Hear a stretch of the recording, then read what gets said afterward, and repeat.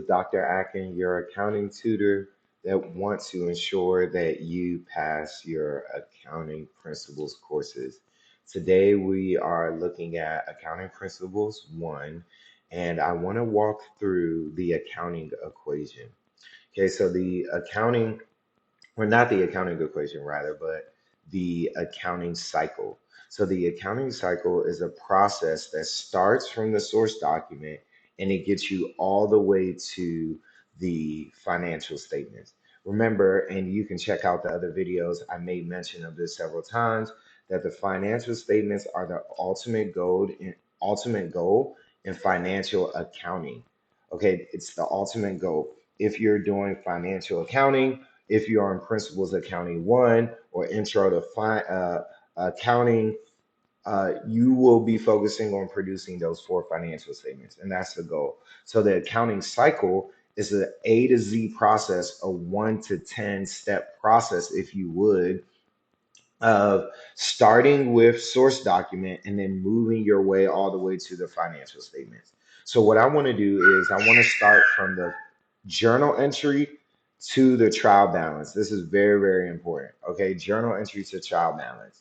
So I'm not going to spend a lot of time teaching the journal entries because I have videos out there. I think there's a video called Journal Entries Made Easy. So I encourage you to check it out, where you can work out problems and you can get mini lectures on how to do journal entries.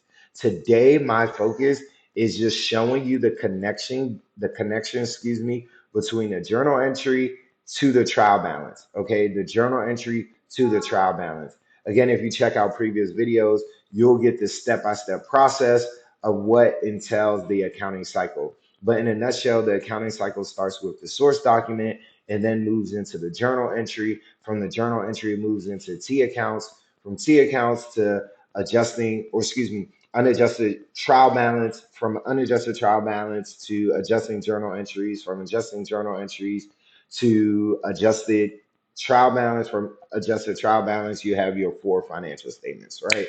So it's a long step, but again, check out previous videos to get all of the tea on that. But what I want to do is show you the connection between the journal entry to the trial balance. Now, the journal entries, as we know, is a tool to record all of our business transactions. Now, a trial balance is a list of all the accounts that we have used within an accounting period and their amounts. Okay, so a trial balance again is a list of all the accounts that we have used in an accounting period with all of the accounts. And so you're going to see that in a moment. Now, to get from journal entry to trial balance, you have to take a micro step, which is called T accounts. A T account is a summary of all of the transactions within a specific account.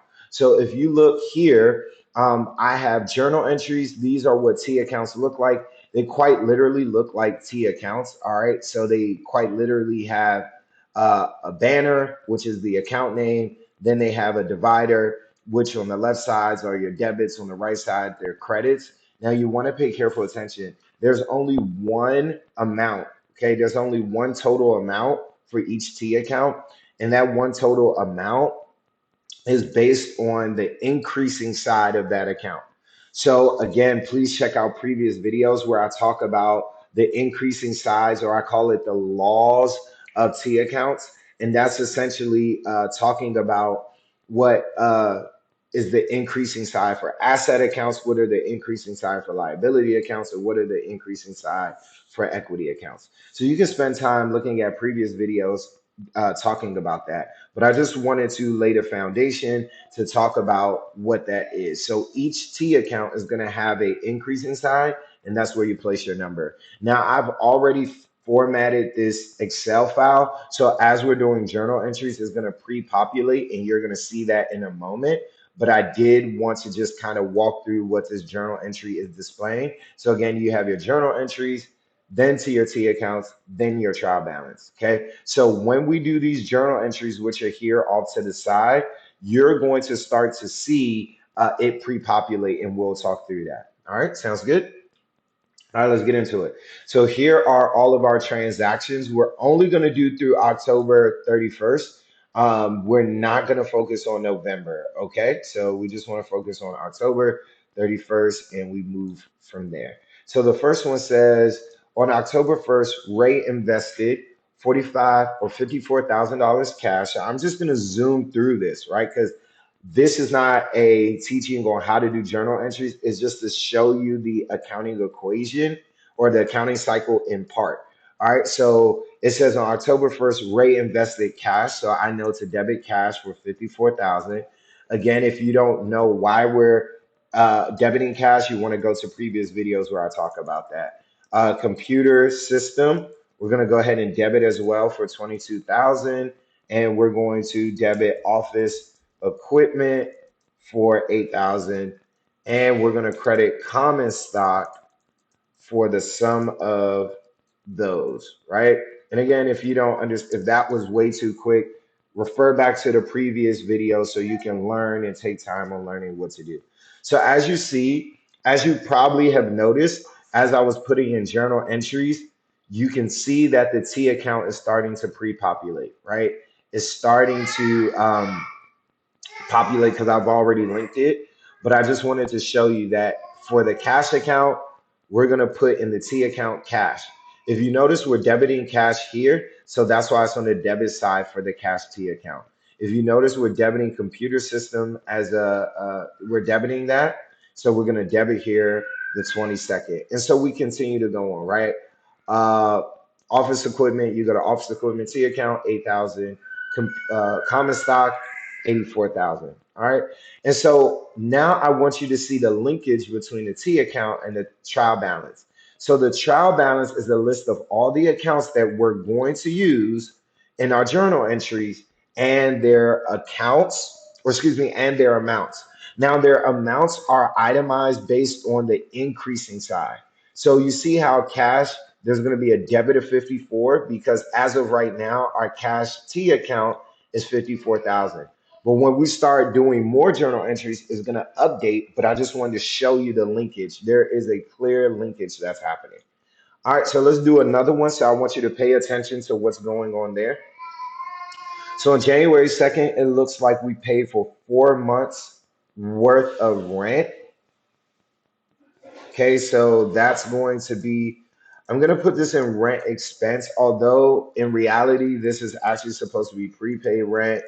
But I don't want to go through and fix that T account. But let's assume that this is rent. So let's say come here, they paid for rent. Okay. So let's just do that. I kind of altered that. So let's say they do rent. So rent expense is going to be 3,280. As you can see, things are populating here. And then we're going to credit cash. We paid cash for that, 3,280.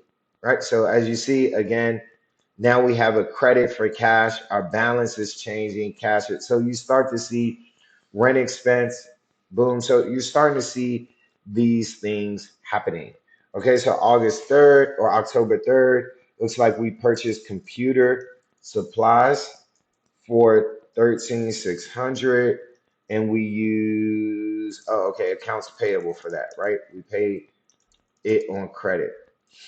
Go ahead and put accounts payable in there. Okay. So as you see, everything is pre-populating. Our numbers are loading. All right, moving along. The next one says 10.5. Nope, 10.5. It says the company paid cash for 1 year premium. So prepaid insurance is going to be 1740, and we did cash with that, right? So we can just come here, copy and paste cash, no problem.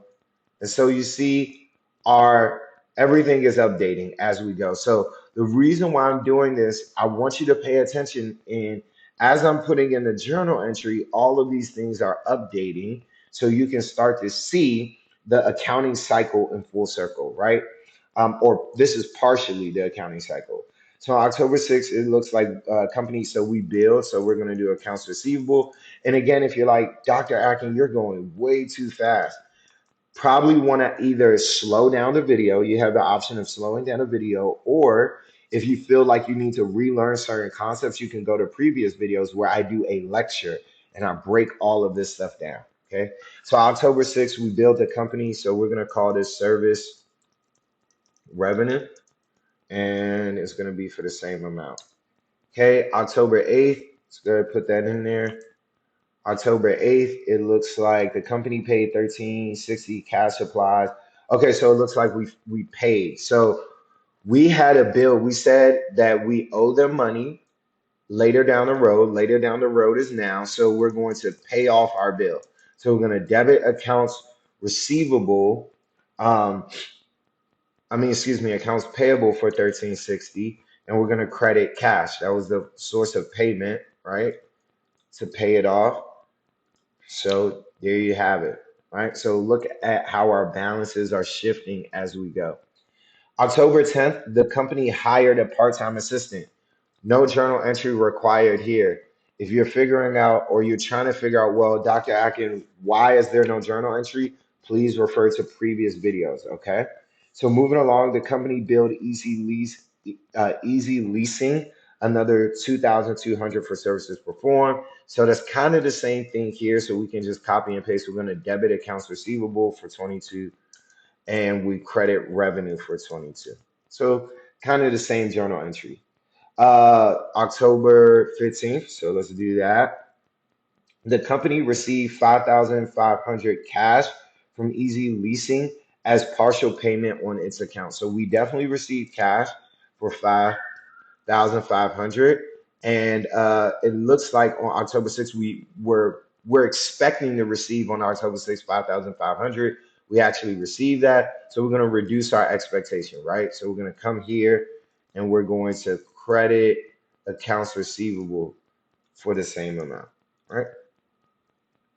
All right, so we keep moving. October 17th. The company paid 780 cash to repair computer equipment. So we probably want to put some like repair expense. Again, repair expense is an account where we're paying money to continue the operations of the business. I talked about this in previous videos. So again, you want to check that out. Okay. So we're going to do 780 here. And obviously we paid cash for it. So we're going to do 780 as well. All right, October 20th, it looks like we paid for advertisement expense. So advertisement expense, and we paid 780 for that, and we use cash. So same thing here. Hold on. No, we paid 1723. Okay. So that should be updated. So as you see, things are being updated. Should be updated. Okay, so we want to update this one. The broken link there. My apologies.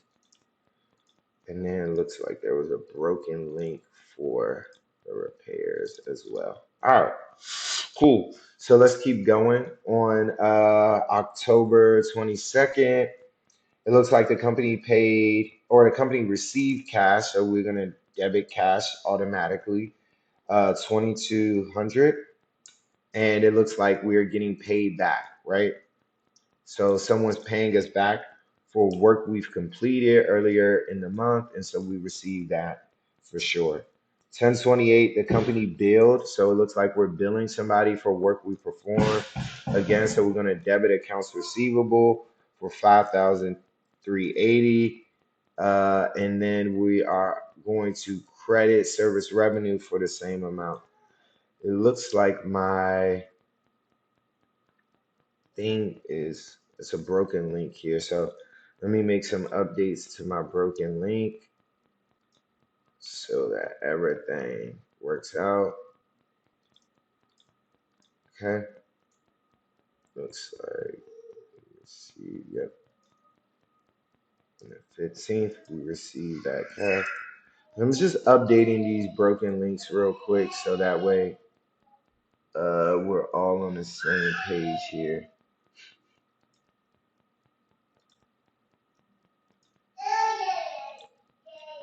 All right. All right, let's keep it moving on the 31st, October 31st. Um, yeah, October 31st, it looks like the company paid cash for wages, so we're gonna call that salaries expense, and that was for 735, and we paid cash for this. Maybe the broken link doesn't like the fact that I am copy and pasting, so maybe that will update things. If not, I'll go in and update. But all right, so and then we're gonna do the last October 31st, and it looks like we paid cash for dividends, so we're gonna go dividend or dividends. Let's go, yeah, dividends, and we'll do that for 3,000, and we paid cash for dividends, so and that's 3,000. Okay, so let's update this to make sure that everything is up to date. So as you can see, the T account really is just showing us, the T account is really just a summary of the accounts that we've used. All right. So we're just going in and copy. It's really a copy and paste exercise, guys. But the reason why we like to do this T account is again to obviously set up what we're trying to do with the trial balance. Okay. So it looks like I have a lot of broken links, but no worries. We're gonna fix all of that now.